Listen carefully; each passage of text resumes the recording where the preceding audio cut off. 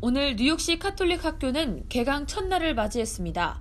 지역 언론은 먼저 개강하는 이 학교들이 현재 뉴욕시 정부가 요구하는 교직원들의 백신 접종 의무화에 대한 효과와 그 여실을 보여주는 지표가 될 것이라고 지적했습니다. 학생들은 학교 건물 내에서는 마스크 착용이 의무화되고 있으며 백신 접종과 사회적 거리두기, 손 씻기 등이 권장되고 있습니다.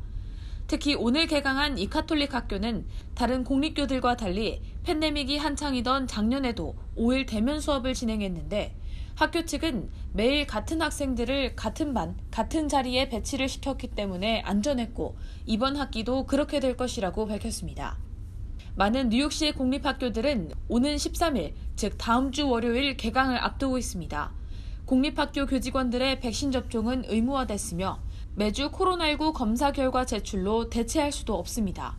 다만 뉴욕시 교사 노조의 요청으로 종교와 건강상의 문제가 있는 사람들에 대해서만 제한적인 면제를 허용한 상태입니다.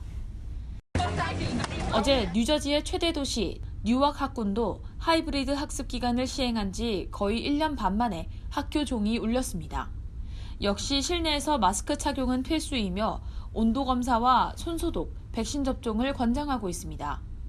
뉴저지는 모든 학교 직원들이 10월 18일까지 백신 접종을 완료하거나 매주 코로나19 검사 결과를 제출해야 한다고 정했습니다. 한편 허리케인 아이다가 강타한 뉴저지의 엘리자베스, 패터슨 등 일부 피해 지역에 속하는 학군은 학교 건물 및 시설 파손으로 인해 개강 일정을 연기하거나 원격 수업으로 학기를 시작하는 등 학사 일정을 변경하고 있습니다. 버겐 카운티의 크레스킬 중학교와 고등학교는 2022년까지 개학하지 않을 것으로 보입니다. 이런 가운데 어제 미 소아과 학회가 발표한 자료에 따르면 지난주 미국의 코로나19 어린이 신규 확진자는 25만 1,781명으로 팬데믹 이후 최고치를 기록했습니다.